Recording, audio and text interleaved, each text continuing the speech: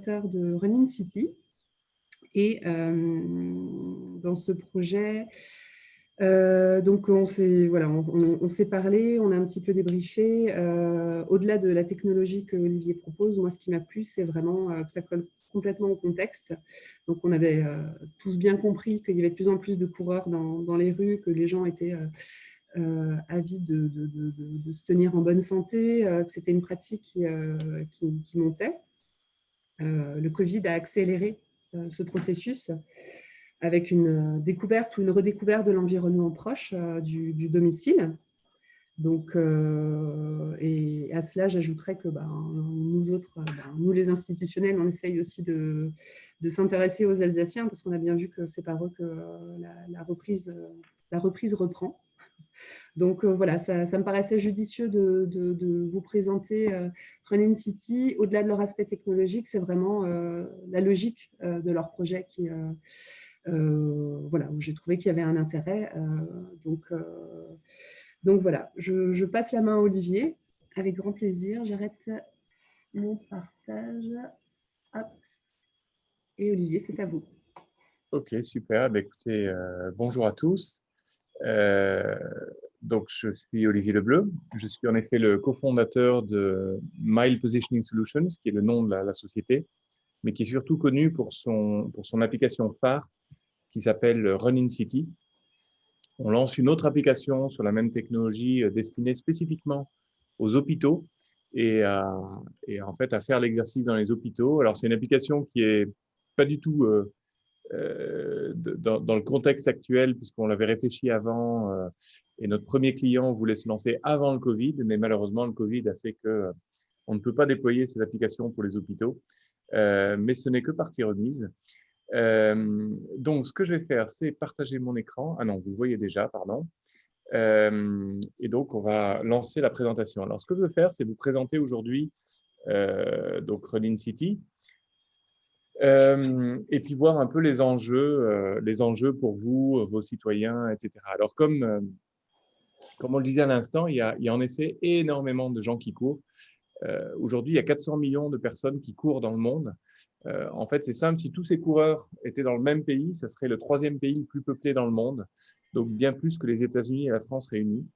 Donc, on est sur un marché qui est énorme et qui est non seulement en pleine croissance dans chacun de nos pays, en France notamment, mais aussi dans le monde, puisque la Chine et l'Inde n'ont pas encore commencé à courir vraiment. Et il y a moins d'1% de la population en Chine et en Inde qui court, alors que nous, on en est entre 15 et 20%. Donc, vous imaginez, quand ils courront autant que nous, la population que ça fera. Alors, le problème, en fait, finalement, de tous ces gens qui courent, c'est que pour la plupart, ce sont ce qu'on appelle les coureurs du dimanche. C'est-à-dire que bon, c'est pas des ultra performeurs et ils manquent de motivation pour aller courir, qu'ils soient à la maison parce qu'il y a le temps de course. Et d'ailleurs, on va l'extrapoler à la marche et au vélo puisqu'on fait de plus en plus de parcours pour les gens qui préfèrent marcher et pour les gens qui veulent faire du vélo. Et on fait de plus en plus de parcours aussi pour les gens en fauteuil roulant. Donc, on a notamment récemment fait des parcours à Orléans, à Lyon, à Bruxelles, spécifiquement pour les gens en fauteuil roulant. Et donc l'application est en train de se diriger en fait vers se bouger plutôt que uniquement courir. Mais quoi qu'il en soit, qu'on court, qu'on marche, qu'on fasse du vélo, etc., il y a toujours un manque de motivation parce que bon, le temps de course, de marche, de vélo, etc., est en conflit avec les autres, finalement, les autres loisirs, le temps familial et puis le temps professionnel. Ça, c'est à la maison. Et puis, quand vous êtes en déplacement professionnel, je ne sais pas si vous vous souvenez, à l'époque, on allait dans d'autres villes, eh bien, on ne sait jamais où aller courir. Et pour la petite histoire, moi, j'ai fait plus de 200 hôtels sur les 5 dernières années. Et c'est simple, il y a 2 hôtels qui ont réussi à me dire où aller courir et qui avaient une solution pour moi. 2 sur 200. Voilà. Or, 20% des gens qui sont dans un hôtel vont courir tous les jours. Par contre, ils vont courir n'importe où et avec la chance, ils vont découvrir le centre de Strasbourg et trouver que c'est une ville magnifique. Et puis avec un peu de chance, s'ils seraient partis à gauche au lieu d'à droite, ben, ils vont se retrouver dans une banlieue qui a aucun intérêt. Et ils ont loupé en fait une opportunité de visiter Strasbourg, Colmar et toutes les petites villes et villages d'Alsace. Voilà, donc c'est très difficile de se motiver. Et puis de l'autre côté, nos villes, nos villages, enfin nos villes surtout, aujourd'hui, 80% des coureurs habitent ou travaillent en ville. Alors quand on parle de ville, on ne parle pas forcément des mégalopoles comme Paris, Londres, etc., ni même des grosses villes comme Strasbourg, mais aussi des plus petites villes, voire même de villages. Et en fait, la proportion des gens, des visiteurs, mais aussi des habitants dans ces villages qui courent, qui marchent, qui font du vélo est telle qu'en fait, on se doit de proposer des expériences engageantes pour et pas uniquement à ceux qui jouent au foot, sur lesquels il y a d'énormes investissements. Voilà, en fait, il y a 4 fois plus de gens qui courent et 10 fois plus de gens qui font de la marche et du vélo que de gens qui jouent au foot. Et pourtant, le gros des investissements, c'est pour le foot, le basket, etc. Donc voilà, c'est d'offrir ces expériences engageantes qui vont pouvoir occuper la population, qui, dans des moments difficiles comme aujourd'hui, vont leur permettre de pouvoir faire du sport. Parce qu'il y a plein de gens en fait qui ne savent pas, qui n'ont pas l'imagination de se dire bon ok, mon club de volley, de foot, de danse est fermé, ma salle de gym est fermée, qu'est-ce que je fais maintenant? Et donc ces expériences engageantes vont pousser les gens à sortir, à aller faire du sport en extérieur, en individuel ou en très petits groupes, à 1, 2, 3. Donc ça limite en fait la propagation du virus. Et surtout 24 heures sur 24, 7 jours sur 7. Voilà. Et en plus, ces expériences engageantes, c'est aussi un moyen de communiquer pour vous, notamment dans la guerre gentille que se livrent toutes les villes et villages pour être les plus agréables à vivre, les plus agréables en termes d'activité, de sport, pour être les mieux classés dans les classements nationaux, locaux, internationaux, etc. Bref, on est quasi obligé aujourd'hui d'offrir des expériences engageantes pour tous les sports, y compris le running, la marche, le vélo. Alors, et nous, ce qu'on fait finalement, c'est qu'on va combler le vide qu'il y a entre les runners, les marcheurs, les personnes en mobilité réduite, etc., et ce qu'on appelle l'écosystème des villes, qui est fait des offices du tourisme, de la ville ou du village avec son office des sports, mais aussi l'office de la culture, de la communication, etc., les grandes entreprises, les sociétés de transport, etc. Voilà, on va combler ce vide. Et comme on le disait, on le fait avec l'application Running City, qui permet de découvrir aujourd'hui des centaines de villes en courant, en marchant, à vélo, en fauteuil roulant. On a même fait un parcours en voiture pour un client qui voulait absolument un parcours en voiture. C'est pas trop notre truc, mais bon. Voilà. Et en fait, ce que fait Running City, c'est très simple. Il va vous guider au travers de la ville. Je vais vous montrer en fait. Il va vous guider au travers de la ville et commenter tous les points d'intérêt par lesquels l'utilisateur va passer. Et donc, il va parler du musée, du site religieux, du fleuve, d'un point de vue, etc., mais aussi d'anecdotes, des spécialités culinaires, etc. L'objectif, c'est de mettre une couche de culture pendant que vous faites votre sport. Voilà. Alors, je vais arrêter 10 secondes la présentation, enfin la présentation ici, et je vais partager mon smartphone pour vous montrer à quoi peut ressembler l'application. Alors,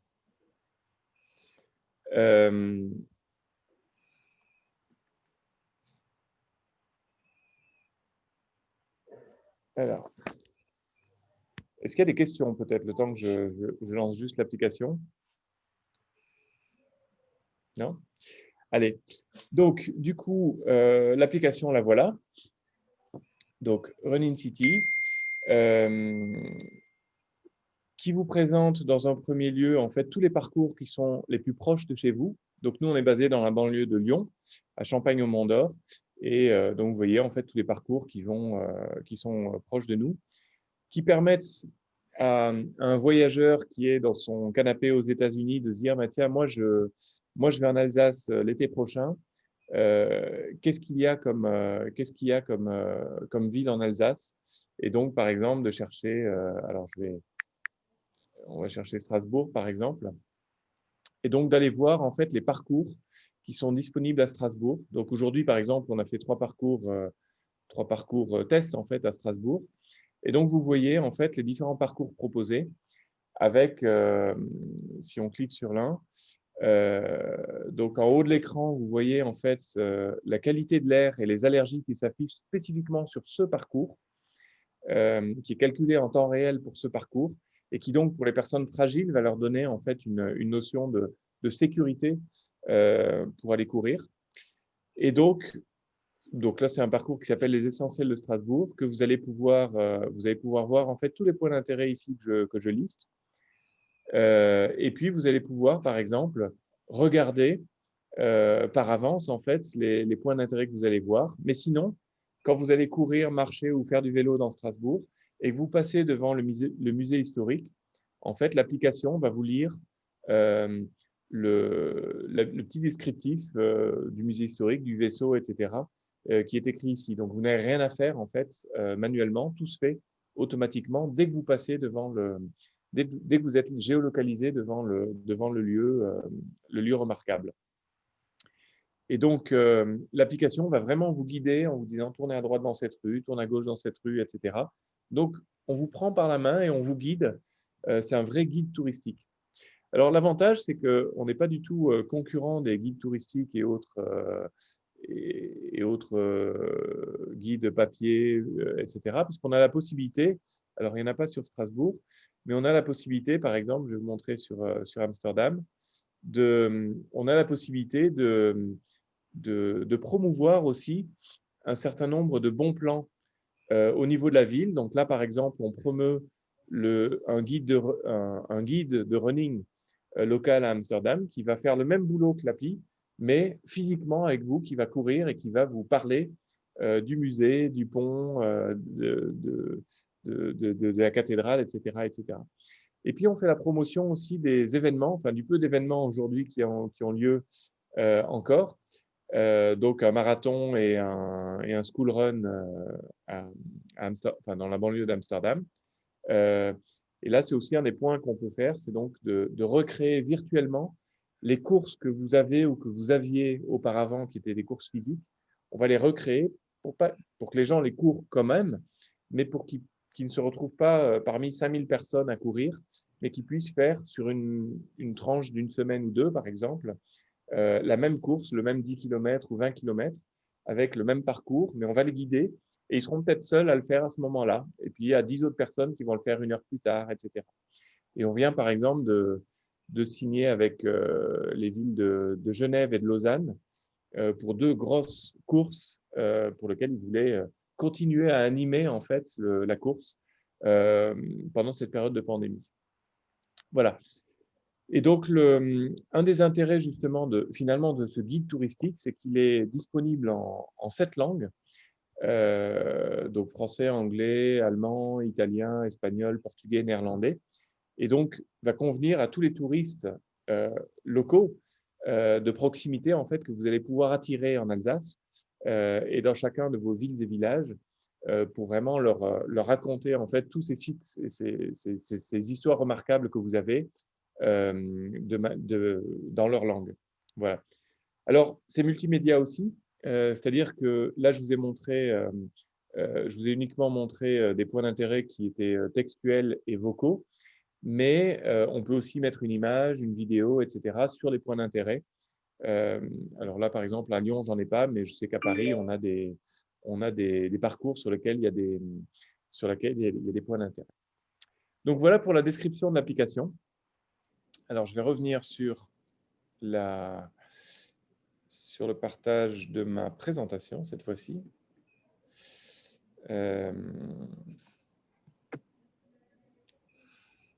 Voilà. Et là, vous voyez, par exemple, on a une petite vidéo en fait des exercices qu'on va permettre de faire. Donc, on peut aussi transformer la ville en un énorme gymnase, si vous voulez, en se servant du mobilier urbain. Ici, une table de ping-pong sur la vidéo, mais de marches, de barrières, de poteaux, de tout ce de bancs, etc., comme des agrès sportifs donc à un coût nul, et sur lequel, en fait, on propose des séances d'exercices à faire, donc faites par un coach sportif, et sur lesquels on va leur donner, en fait, un exemple des différents exercices qu'ils peuvent faire, par exemple, sur la table de ping-pong ici, en fauteuil roulant, avec une assistance vidéo pour bien leur montrer comment faire les exercices.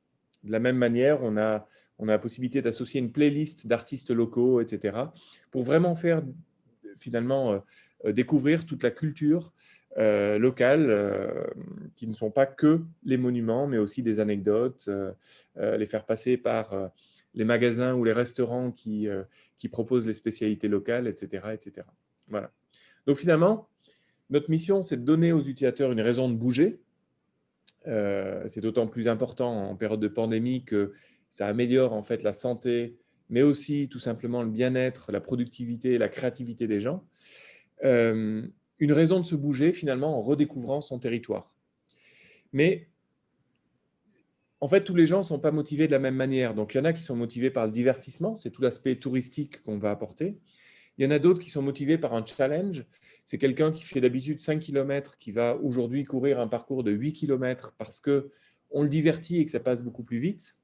Mais c'est aussi quelqu'un qui va vouloir faire un dénivelé, par exemple. Il y en a d'autres qui vont être intéressés par ce qu'on pousse les utilisateurs à faire, à savoir ramasser quelques ordures sur le trajet pour les mettre dans une poubelle, et qui savent qu'on plante un arbre tous les 100 km parcourus par nos utilisateurs. Là, on vient de planter, il y a quelques jours, 2500 arbres, non pas pour compenser l'activité de nos utilisateurs, parce qu'on a une activité qui est quand même qui est très peu dommageable pour l'environnement, mais tout simplement pour contribuer en tant qu'entreprise, mais aussi avec nos utilisateurs, à l'amélioration de la planète. Et puis enfin, l'application permet de distribuer des récompenses, puisqu'on donne des points pour chaque activité faite dans l'application, ce qui va vous permettre, vous, peut-être, d'animer un certain nombre de récompenses pour les gens qui utilisent le plus l'application. C'est de dire, voilà, vous avez 1000 points, eh bien, on vous offre une entrée au musée X. Je n'ai pas dit du X, hein, au musée XYZ, par exemple, où vous avez gagné 2000 points, eh bien, écoutez, vous avez droit à un séjour au Center Park du coin, enfin, ce genre de choses. Voilà. Et en fait, en tout état de cause, ce qu'on privilégie, nous, ce n'est pas la performance. Il y a plein d'applications qui le font. Et de toute façon, les gens qui sont dans la performance, ça représente 11% de la population. Donc, c'est très peu finalement. Les gens qui sont dans la performance, ils se motivent eux-mêmes. Nous, ce qu'on veut, c'est à la fois motiver les 89% de gens qui ont besoin de cette motivation, mais aussi tous les gens qui ne sont pas encore venus à des formes d'activité comme le running, la marche, le vélo, et qui ont besoin d'être bougés, qui ont besoin de trouver cette raison pour bouger, cette motivation pour sortir de Netflix et aller découvrir son village, sa ville ou la région. Voilà. Et donc, c'est exactement ce que je disais. Ce qu'on veut, c'est que les gens se lèvent et aillent courir, marcher, faire du vélo, en fassent un petit peu plus souvent, mais surtout qu'ils finissent leur session avec un énorme sourire aux lèvres. On l'espère, quelques gouttes de transpiration aussi, mais surtout un énorme sourire aux lèvres, parce que c'est ça qu'ils vont le faire une fois, qui vont le recommander à leurs amis, mais aussi qui vont faire le prochain parcours et le prochain parcours. Et puis quand ils seront en voyage, ils vont aussi, ou en déplacement professionnel dans la ville d'à côté, dans la région d'à côté ou le pays d'à côté, ils vont aussi utiliser l'application. Voilà. Et on voit que ça marche, puisque aujourd'hui, nos utilisateurs ont parcouru 50 fois le tour de la Terre avec l'application, et donc en croissance assez importante. On a énormément de retours presse. Je crois qu'en 4 ans, on a eu à peu près entre 600 et 700 retours presse, télé, magazine, etc. Et c'est d'ailleurs un des gros intérêts pour vous, c'est l'opportunité de communication que vous allez avoir avec ces parcours pour communiquer sur le bien-être, sur le sport, sur la redécouverte du patrimoine, la redécouverte et la mise en valeur du patrimoine local, sur des solutions digitales, sur des solutions touristiques, sur des solutions de smart city, de slow tourism, de tourisme différent, etc. Ça vous permet d'animer tout au long de l'année, en fait, ce triptyque sport, santé, bien-être qui ne fait que du bien, en fait. De la même manière, on a eu énormément de awards, en fait, dont des awards internationaux. Donc, par exemple, l'Innovation Awards, à la fois Equipotel cette année, enfin l'an dernier maintenant, et au CES de Las Vegas en 2019. Mais aussi, on a été la Sports Tech européenne de l'année en 2019. Et on a été élu l'entreprise la plus disruptive dans le monde du sport et du tourisme par le World Tourism Organization, donc qui est un organisme des Nations Unies. Voilà. Et en fait, qui reconnaissent à la fois l'aspect technologique et innovation, mais aussi cette opportunité de faire redémarrer le tourisme enfin en partie, grâce à une application. Voilà.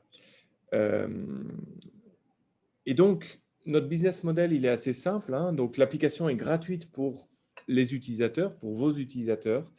Et en fait, on travaille, on crée des parcours sur mesure pour des villages, des villes, des régions, des territoires, mais aussi des marques, des sociétés de transport, etc., des organisateurs de courses. Voilà. Et c'est ça qu'aujourd'hui, on espère qu'on va pouvoir faire avec vous. Alors, je vais vous montrer quelques exemples de réalisation. Alors, le premier, j'ai pris l'exemple de la Belgique parce que c'est un pays qui est hyper actif avec Run In City. Il y a aujourd'hui 27 villes villes et villages qui sont disponibles dans Run In City.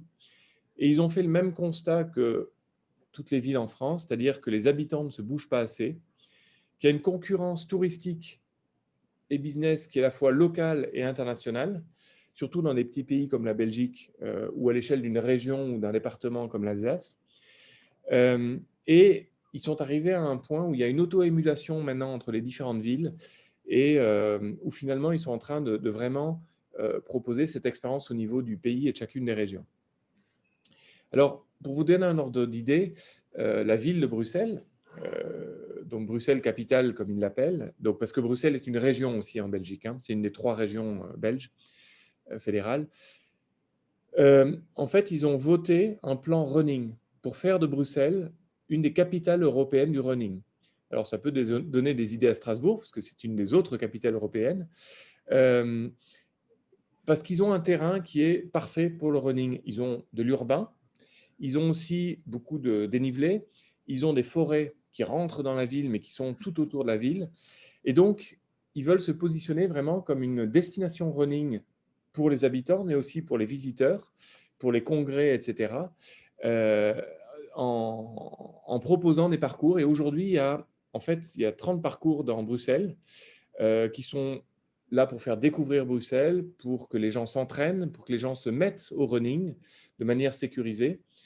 On a des parcours à thème, on a des parcours de trail, on a des parcours de course. On a un parcours pour handicap international qui les aide à lever des fonds à Bruxelles, 2 parcours à mobilité réduite. Et en fait, le résultat, c'est que le premier mois, donc en juin, alors très honnêtement, je n'ai pas regardé les chiffres depuis, mais le premier mois, il y a 10 000 kilomètres qui ont été courus par les utilisateurs à Bruxelles en juin, lors du lancement de l'initiative de la ville de Bruxelles. Voilà. Et donc, et comme le disait Léchevin, donc le maire, ou l'élu au sport et à l'environnement, pour lui, c'était vraiment quelque chose d'exceptionnel parce qu'il a une application, une initiative qui regroupe à la fois le sport et l'environnement. Et lui, sa principale motivation, c'était vraiment inciter à l'activité physique pour les Bruxellois. Alors, si on va dans une plus petite ville, Waterloo, alors Waterloo, c'est très connu évidemment pour son champ de bataille, qui n'est pas à Waterloo d'ailleurs, qui est la ville d'à côté, mais ils en profitent. Eux, leur principale préoccupation, c'était, au-delà de pousser les habitants à bouger, c'était d'attirer les touristes locaux, nationaux et internationaux. Parce qu'en fait, le champ de bataille étant la ville d'à côté, ils ne bénéficient pas à plein de l'attractivité du champ de bataille de Waterloo. Donc, ils nous ont fait faire 2 parcours, un de 8 km pour la course et la marche, et un de 28 km à vélo, et ont mis 4 vélos à disposition dans la commune pour pousser les gens à utiliser en fait le vélo, etc. Voilà. Et en fait, une petite ville, alors Bruxelles, vous allez me dire, c'est facile, c'est une grosse ville, c'est une capitale européenne, mais une petite ville comme Waterloo, elle a eu, je pense, une douzaine de retours presse, y compris de TV nationale, Voilà, et ça, c'est un des gros bénéfices, comme je disais tout à l'heure, de l'application, c'est le retour presse, puisque ces applications digitales de tourisme, de slow tourism, parce que c'est vraiment un point très important, de tourisme actif, de tourisme sportif, ça a une excellente presse. Et donc, c'est un moyen pour vous de vraiment faire parler du village, de la ville, etc., ou de la région de manière générale. Voilà. Après, on va descendre dans le très, très petit. Un village, ce n'est pas le plus petit de nos clients, mais ici, on parle d'un village de 1200 habitants. Et pour vous prouver à quel point, en fait, à partir du moment où les élus mettent en place des initiatives donc, comme Run in City et qui font une bonne communication, à Lucenay, donc, qui est dans le Beaujolais, à 3/4 d'heure, 1 heure de Lyon, bon, eux, c'est pareil, ils voulaient attirer des touristes locaux, d'accord, parce qu'ils n'avaient quasiment aucun touriste, alors que c'est très, très joli comme village. Mais ils ont réussi à faire courir ou marcher 25% de leur population en un mois. Donc, les habitants ont vraiment utilisé l'application et en sont ravis aujourd'hui. Voilà. Et donc, pour la maire, qui s'est fait réélire, alors pas uniquement à cause de ça, mais ça y a participé, elle insuffle vraiment une image de village qui bouge et ça se voit. Voilà, c'est vraiment des initiatives très belles de leur côté.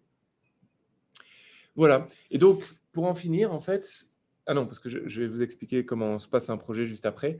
Nous, ce qu'on cherche à faire, finalement, c'est à surprendre les utilisateurs de l'application, à leur fournir des émotions et que quand ils ont fait un parcours, que ce soit dans une des grosses villes d'Alsace ou dans un petit village en Alsace ou même en forêt, qui gardent un souvenir parce qu'il y a une anecdote, un point remarquable ou tout simplement un sentiment général dont ils vont se souvenir toute leur vie.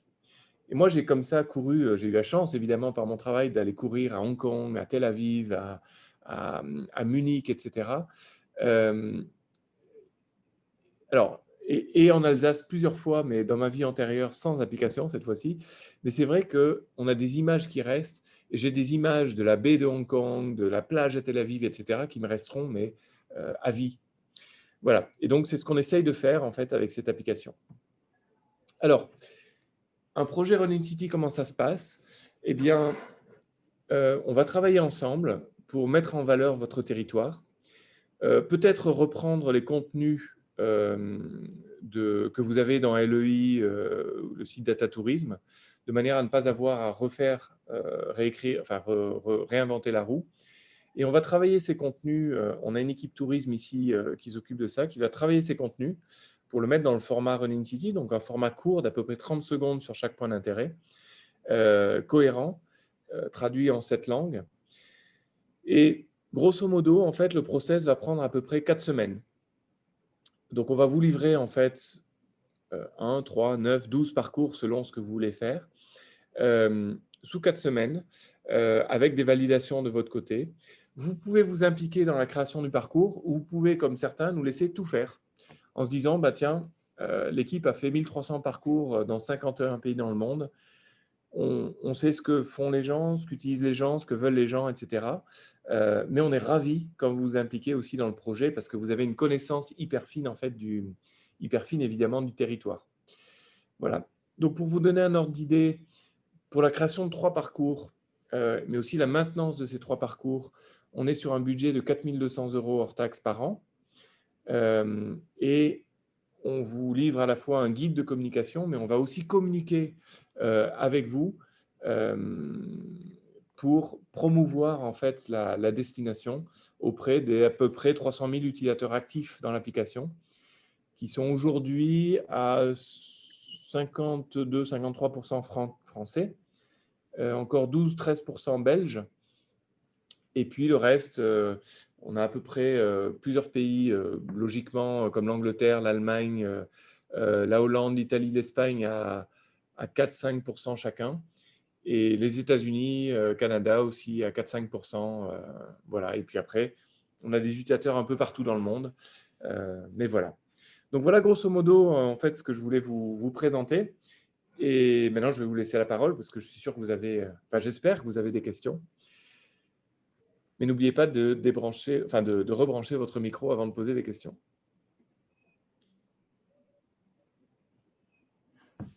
Merci Olivier.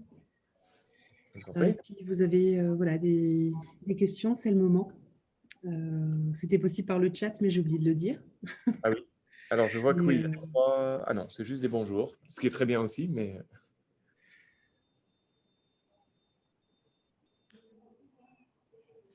Oui, bonjour. Bonjour. Alors, j'aurais une petite question. Par exemple, sur le parcours de Strasbourg, comment se fait le guidage concrètement? Alors, concrètement, en fait, donc les utilisateurs soit mettent leurs oreillettes, quand c'est le cas de coureurs, par exemple, ils ont souvent leur téléphone sur un brassard ou dans la poche, soit ils lisent, enfin, ils ont leur téléphone dans la main. Ça, c'est plus souvent les marcheurs ou sur le cadre du vélo pour ceux qui font du vélo. Et donc, en fait, on va guider les utilisateurs par GPS, d'accord? Donc, on n'a pas besoin des données, on peut couper les données et ne travailler que sur le GPS. Et donc, on va vous guider vocalement. Alors, vous avez bien entendu, je vais vous le montrer, mais vous avez bien entendu un guidage enfin, sur le téléphone. Mais l'idée, c'est qu'on puisse vous guider vocalement en vous disant, voilà, 15 minutes avant 15 mètres ou 20 mètres avant de tourner à droite, on va vous dire tourner à droite. 15 mètres avant de tourner à gauche, on va vous dire tourner à gauche dans la rue, machin. Et, euh, et on va, voilà, donc je vais vous montrer. En fait, là, vous voyez que je suis très proche en fait d'un des parcours du bureau. Et en fait, quand je clique sur Nous Go, allons maintenant vous guider à pied vers le point le plus proche du Smart Run.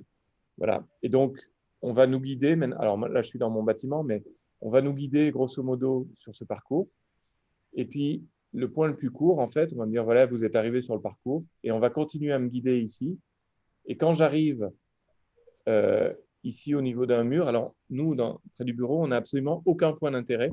C'est de la forêt, en fait. Et donc, comme il fallait qu'on illustre un peu nos parcours tests ici, on a mis, dès qu'on voit un petit mur, en fait, on dit, voilà, si c'était la muraille de Chine, vous seriez, enfin, si vous étiez en Chine, vous seriez à côté de la muraille de Chine.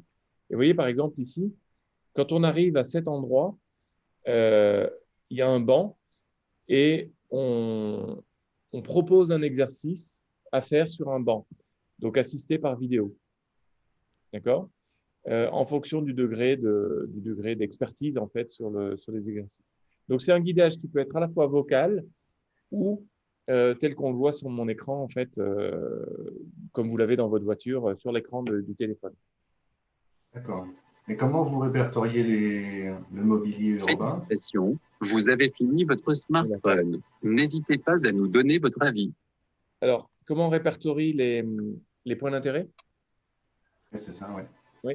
Alors, en fait, donc nous, on fait des recherches. On a une petite équipe spécialisée au tourisme, en fait, au tourisme digital, qui font des recherches sur tous les points d'intérêt d'un territoire et qui vont lister, en fait, tous les points remarquables, mais aussi les anecdotes, les histoires qu'on peut raconter sur le coin.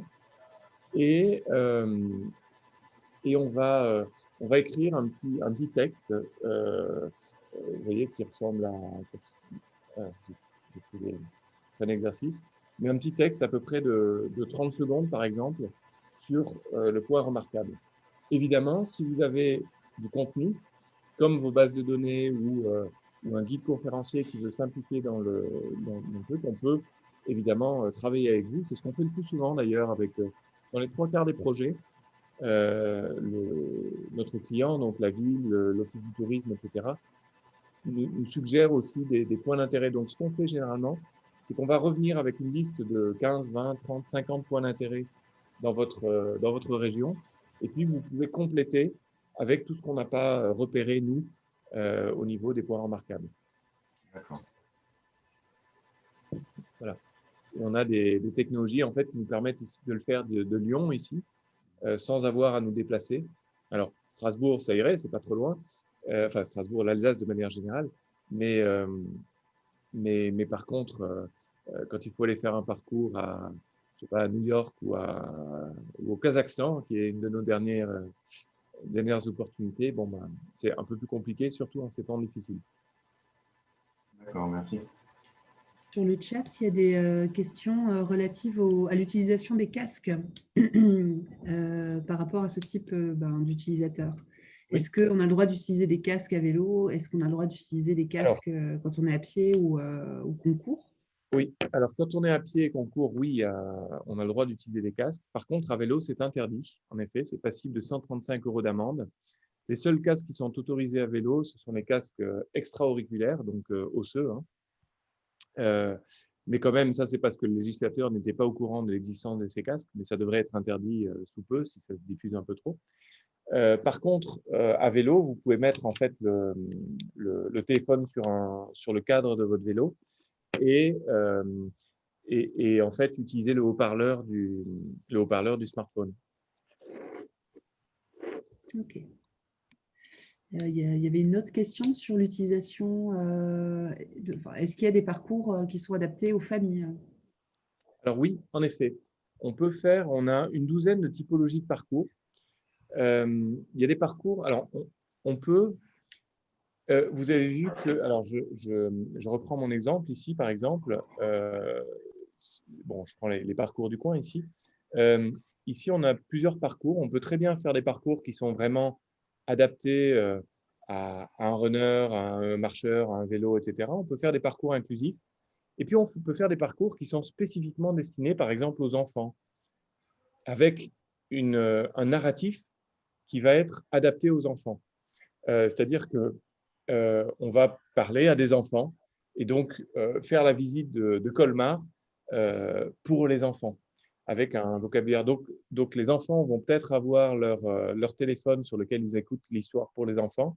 Et puis à côté, les parents vont avoir, eux, leur téléphone sur lequel il y a une visite qui est plus adaptée aux parents ou aux ados ou des choses comme ça. On peut vraiment adapter le ton, mais aussi les images, etc., pour intéresser tout le monde, parce que l'objectif, c'est vraiment qu'il y ait le plus de gens qui utilisent l'application, à la fois pour son aspect touristique, mais aussi pour son aspect santé-bien-être.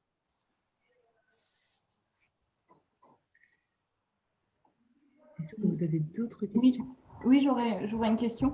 Quand vous parlez de sécuriser les parcours, alors comment est-ce que vous assurez justement la sécurité sur le parcours et quelle est finalement la part de responsabilité de l'entreprise qui met en place par rapport à la ville ou l'office qui participe aussi à cette réalisation? Enfin, il y a une notion de sécurité sans doute puisqu'on envoie des personnes sur un parcours et comment ça se passe concrètement?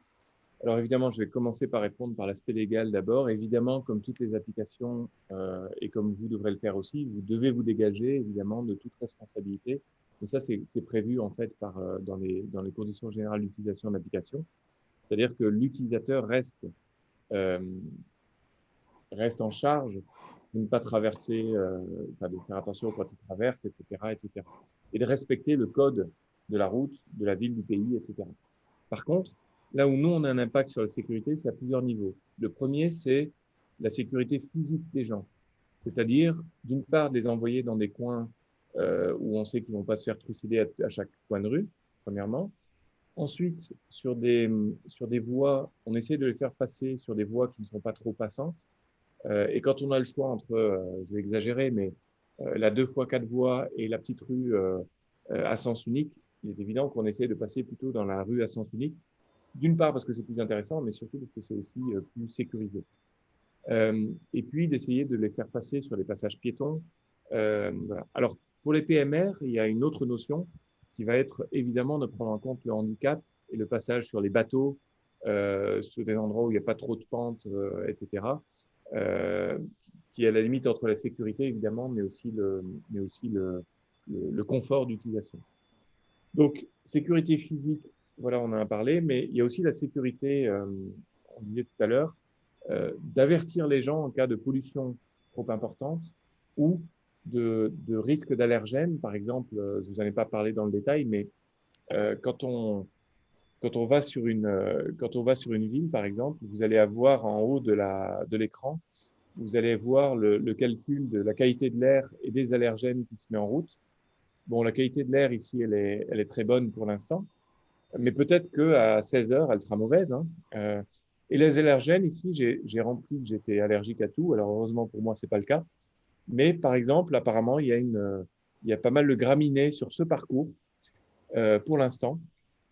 Et donc, c'est pour ça qu'il met que la qualité, bon, pour moi, Olivier, parce que j'ai dit que j'étais allergique aux graminées, il met que les allergènes sont sur une échelle de B sur C, enfin de B sur une échelle qui peut aller jusqu'à C.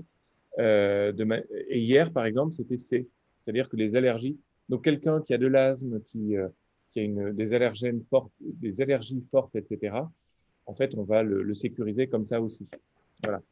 Et puis, il y a d'autres points, c'est que, évidemment, comme c'est une application, c'est hyper réactif. C'est-à-dire que demain, si vous nous appelez en nous disant, attention, on a des travaux dans la rue principale, là où passe le parcours, il faudrait pendant 15 jours le détourner dans la rue d'à côté, eh bien, on peut immédiatement, en fait, faire le détour. Et donc, là aussi, on va participer, en fait, à la sécurité de l'utilisateur en le faisant passer sur des endroits où il n'y a pas forcément de travaux. Voilà. Donc, j'espère que j'ai répondu à toutes les facettes de la question.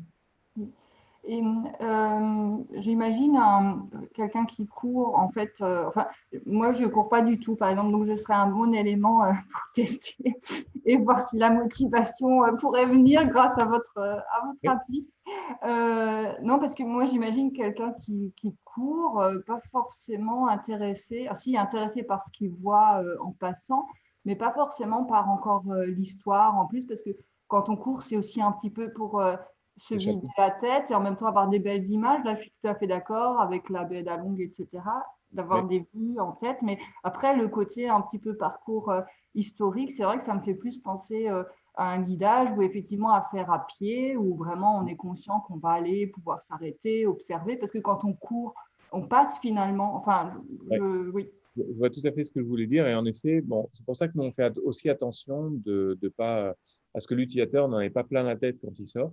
Alors, il y a différentes méthodes. La première, c'est de se dire, on va pas trop en dire. C'est pour ça qu'on ne parle que 30 secondes d'un point d'intérêt, qu'on ne fait pas 4 pages sur chaque point d'intérêt. On va pas forcément imaginer une ville comme Rome où vous avez quelque chose d'intéressant tous les 10 mètres. En fait, on ne va pas forcément parler de tout. D'accord ?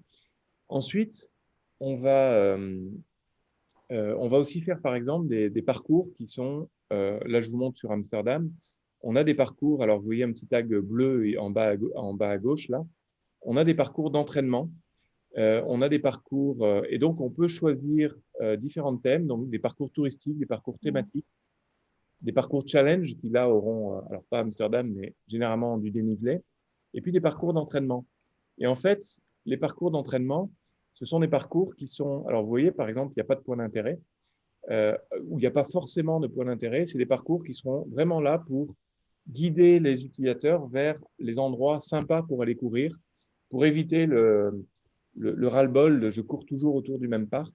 Et là, par exemple, à Amsterdam, alors, ils ont 11 parcours d'entraînement dans Amsterdam pour varier, en fait, les plaisirs, parce que, justement, à Amsterdam, dans toutes les villes, un des problèmes, c'est la lassitude parce qu'on fait toujours le même parcours, quoi.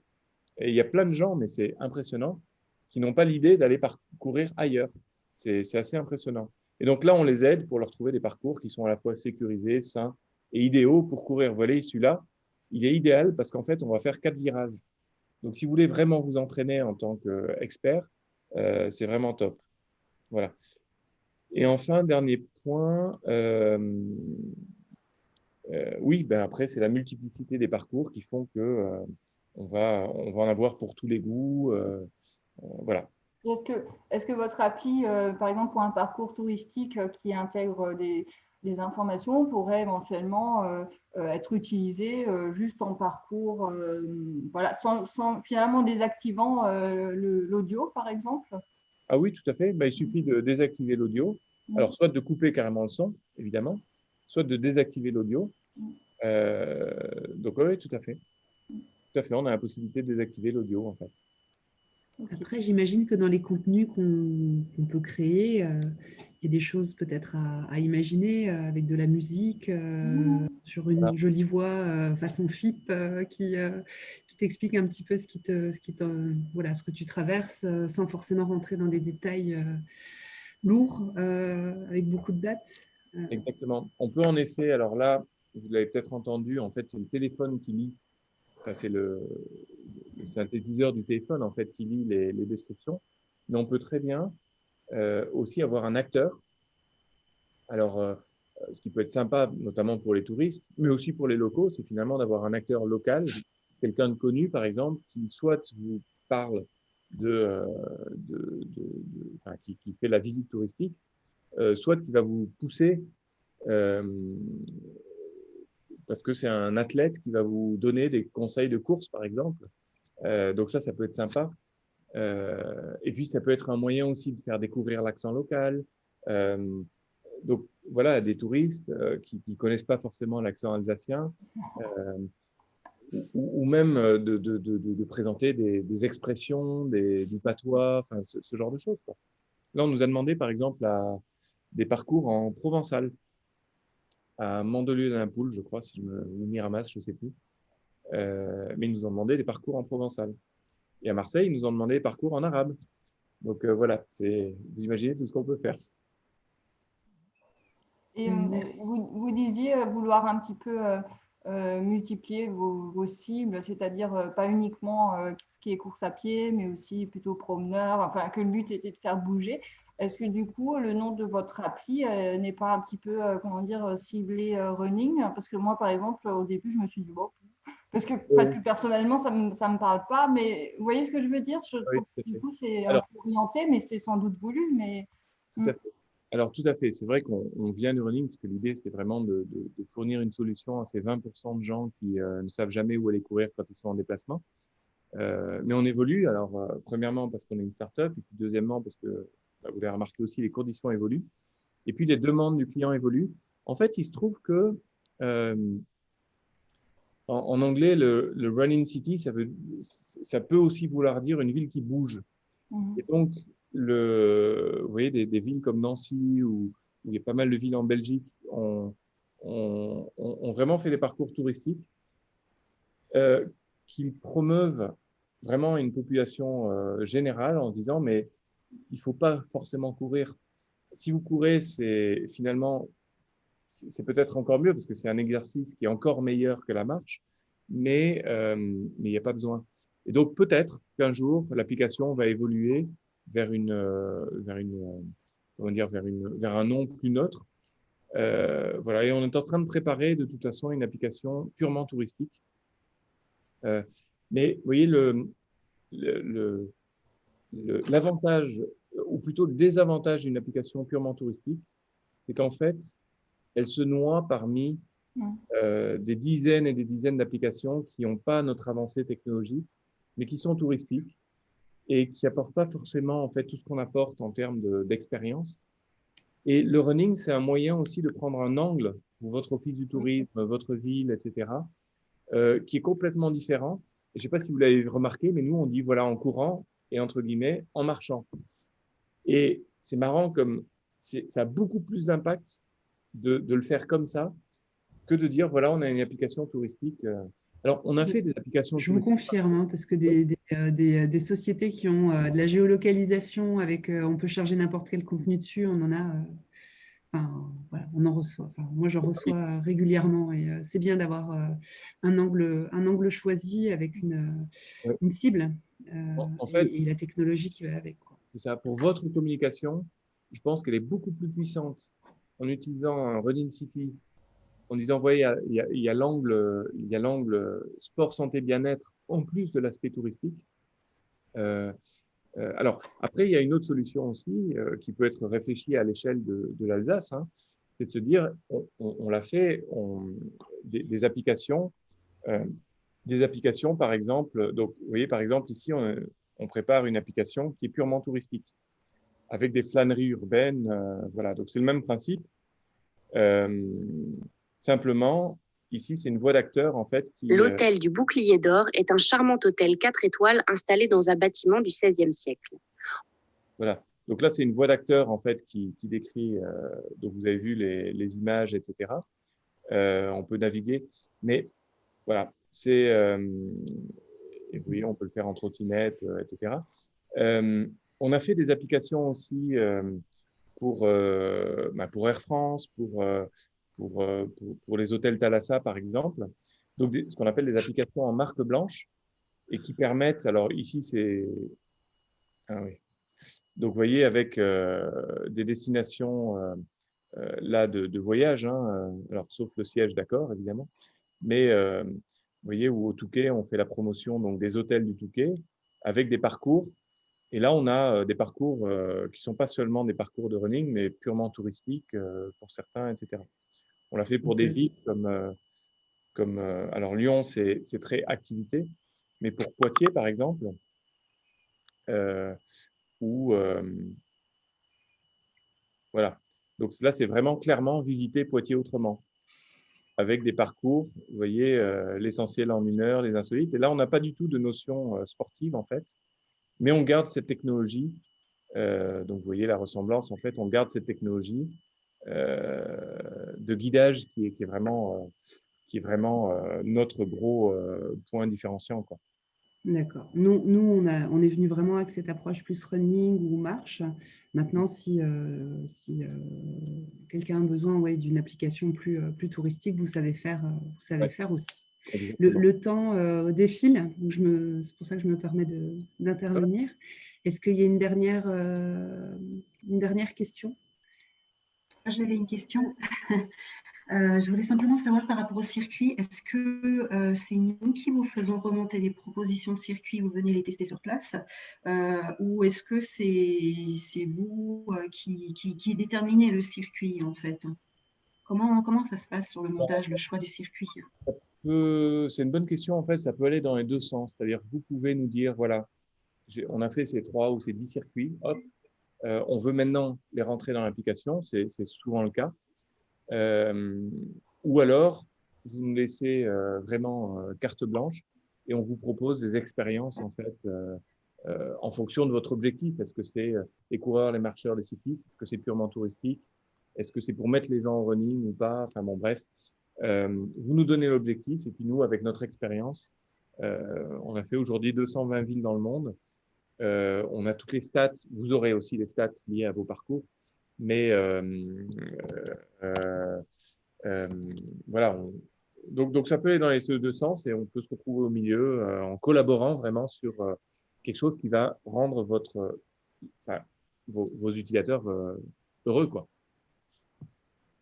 Et dernière question, parce que souvent, alors c'est plutôt les sportifs qui font ça, les coureurs. À la fin, on aime bien savoir le temps qu'on a mis, le dénivelé. Alors c'est vrai qu'on l'a en avance, mais est-ce que ça aussi, à la fin de son parcours, on a un petit bilan par rapport à l'activité qui a été effectuée? Tout à fait. En fait, vous avez, en fait, quand vous lancez Ce un parcours, à parcours la vous fin, est offert par Hélène. alors, à la fin, en fait, vous voyez, Félicitations, vous avez fini votre Smart Run. Alors, N'hésitez pas à nous donner votre avis. alors, donc à la fin, vous avez donc bon là, j'ai rien fait évidemment, hein, votre temps, la distance, les calories brûlées, et puis les points que vous avez gagnés. Vous pouvez noter votre parcours, et puis ensuite euh, euh, partager en fait une photo avec sur les réseaux sociaux, voilà, en mettant un petit mot. Alors, je l'envoie à mon associé. Il va en avoir marre de recevoir mes SMS, mais voilà, avec euh, voilà, avec toutes les informations de course, etc. Et de la même manière, vous pouvez partager, ça c'est un point important pour vous, c'est que vous pouvez ici dire, bah, tiens, par exemple, je, je peux partager je peux partager ce parcours, là encore, avec ah oui, vous n'avez pas vu le terme, le texte, mais il dit, tiens, je pense que ce parcours va t'intéresser, etc. Et donc, la personne à qui vous l'envoyez va automatiquement avoir, Le voilà, parcours qui télécharger s'affiche. l'application et puis voir vos parcours. Donc, vous le voyez peut-être sur mon écran, vous avez vu le nombre de gens qui se loguent d'un peu partout, de Dijon, de Toulon, de Londres, etc. Donc ça, c'est tous les gens qui, en temps réel, sont sur notre site web et vous voyez qu'ils viennent d'un peu partout. On a une question sur le tarif. Oui. C'est Isabelle et Emmanuel qui demande si le prix évolue après la première année. Alors non, on travaille sur un abonnement. C'est-à-dire que c'est vrai que nous, on a le gros du travail la première année, mais on a décidé de lisser en fait le coût sur 3 ans, de manière à ce que voilà, vous ayez toujours le même coût en fait, année après année. Donc, il n'y a pas un setup qui est élevé la première année et puis un abonnement moindre les années suivantes. Donc, et l'abonnement, il couvre à la fois toute la création du parcours, les traductions, la mise en ligne, etc., la gestion de projet et autres, mais aussi derrière toute la maintenance. Je vous citais des exemples comme ah bah tiens, notre rue principale est en travaux, détourner le parcours pendant 15 jours. Vous avez la possibilité de changer 20% du parcours tous les ans, par exemple, de rajouter des points d'intérêt, et on va automatiquement les créer, les traduire, etc. Donc, de densifier, par exemple, votre parcours ou d'enlever des points d'intérêt, etc.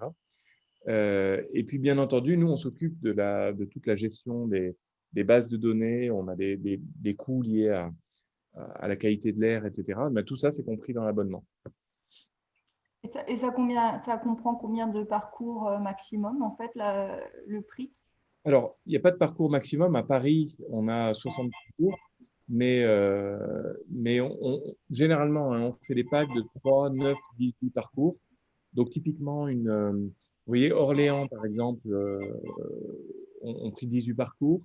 Bruxelles, bon, c'était 30. Et puis, une petite ville ou un village, on prendra entre 1 et 3 généralement, d'accord, pour commencer. Après, rien n'empêche d'en faire dans le temps. Ce qui est bien avec le pack 3 parcours, donc celui que je vous mentionnais à 4 200 € par an, c'est que ça donne le choix aux utilisateurs.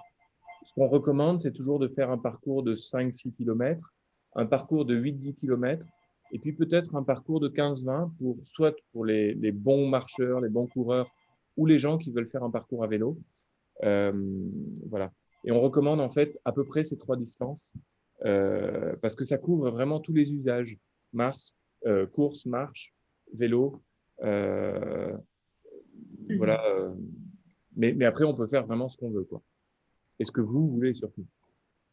Donc, si je prends 3 parcours, je paye le même prix que quelqu'un qui en prend 30? Non, c'est au parcours, en fait. C'est 4 200 € pour 3 parcours. Ah, ok. Oui, Et c'est d'accord. très simple, en fait, 30 parcours, après, c'est 30 000 € par an. Ok. Oui, c'est bon. C'était ma question, en fait, de savoir combien de parcours étaient compris dans les 4000. C'est vraiment lié, non pas au nombre d'utilisateurs, etc., mais au parcours.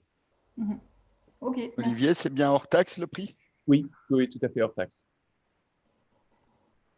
Moi, juste une réflexion, Diana, plus après, est-ce que c'est pas l'Alsace qui devrait prendre globalement et puis après, dans sa stratégie globale de la mise en avant de ces parcours et puis de voir avec les territoires intéressés, parce que si dans un projet comme ça, tu n'as pas Strasbourg, Colmar, Mulhouse qui ne sont pas autour de la table, c'est dommage parce que ça se concerne d'abord à ces grandes villes avant d'arriver à Kaysersberg ou à Orbey.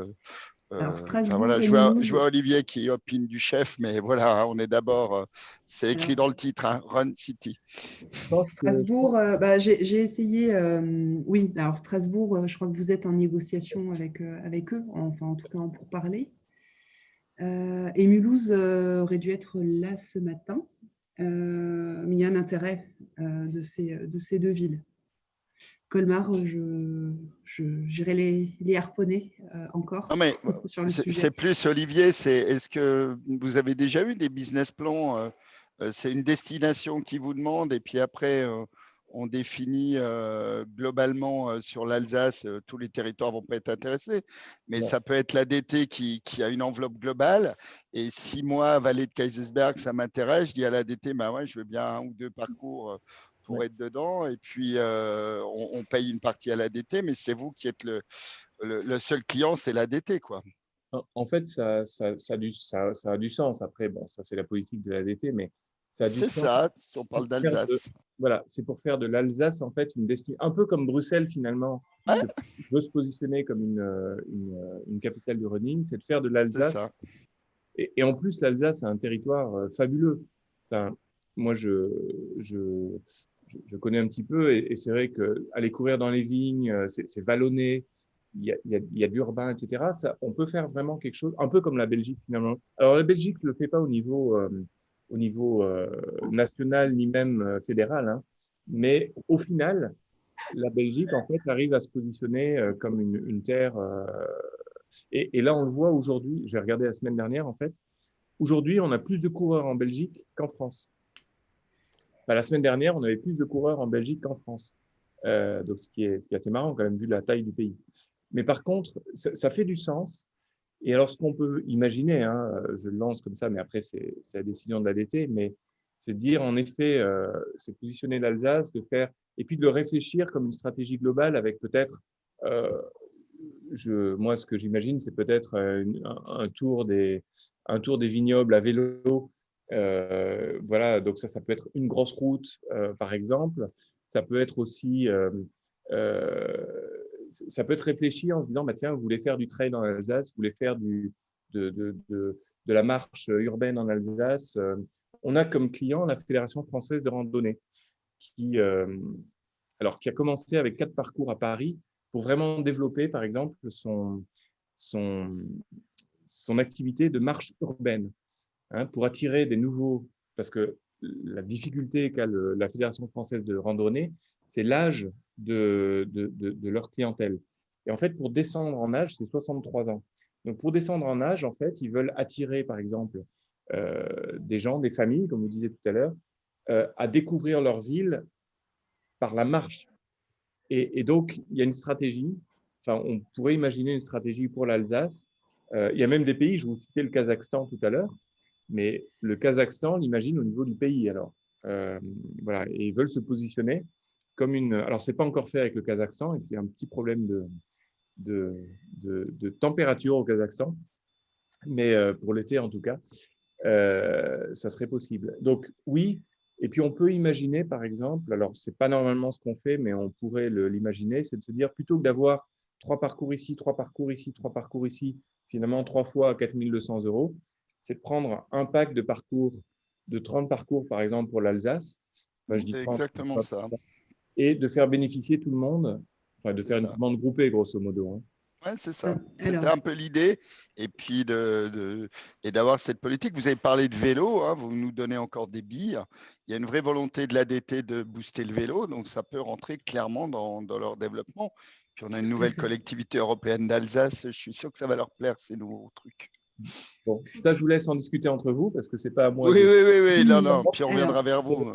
Ouais, ce que je vous propose, c'est à l'issue de cette rencontre, vous allez recevoir un questionnaire de satisfaction, mais qui prend 3 minutes, dans lequel vous allez pouvoir nous indiquer votre intérêt pour cette démarche. Et s'il y a un grand nombre d'offices de tourisme, pour le vélo, c'est autre chose. J'aurai une discussion avec Dimitri là-dessus, hein, et avec Marc. Mais s'il y a un nombre intéressant d'offices de tourisme qui souhaitent aller dans cette démarche, on pourra en rediscuter. Diana, je veux juste parler pour nous. 4 900 € hors taxe par an pour ça, c'est hors de question, hein, pour nous. Enfin voilà, je préfère être… Le projet m'intéresse, mais à ce prix-là, non. Enfin voilà. Mais j'ai dit pas, Olivier, que ça ne vaut pas. Hein. On est bien d'accord. Non. Mais c'est tout à fait le genre de billes qu'il faut me donner dans le questionnaire. Et avec ça, on pourra parler de mettre ça en commun. Et qu'est-ce que je voulais vous dire? Ah oui, et dans le questionnaire de satisfaction, mettez-nous aussi les sujets qui vous intéressent. Challengez-nous avec Charline, on ira chercher les interlocuteurs qui tombent dans le sujet qui vous intéresse. Voilà, parce que là, on imagine un super programme à l'année, mais en fait, dites-nous les sujets qui vous plairaient de voir apparaître en mensuel de l'innovation. Je vous remercie à tous d'avoir été présents ce matin avec nous. Ça a été enregistré, ça je ne l'ai pas dit au départ, mais ça a été enregistré. Il y a un replay à chaque fois, ce qui vous permet de voir, de réentendre, de retrouver des informations. On vous enverra aussi la présentation de Running City. Et puis, on vous envoie le questionnaire dans la foulée pour essayer de trouver une solution. Si elle n'est pas individuelle, elle peut être collective. Voilà. Bien. Merci à tous. J'ai le plaisir de vous retrouver le 18 février prochain avec Charline pour une nouvelle mensuelle de l'innovation. On va parler OPI Client. C'est une solution qui permet de laisser un avis lors d'une expérience touristique et de gagner des réductions dans des sites, boutiques, restaurants et bars. Voilà, quand ils réouvriront. Voilà, merci beaucoup à tous et puis à très très bientôt. Merci Olivier, merci Jean-Rémy. Merci, à bientôt. Bonne fin de journée Merci à à tous. tous. Bonne journée. Merci, au revoir. Au revoir.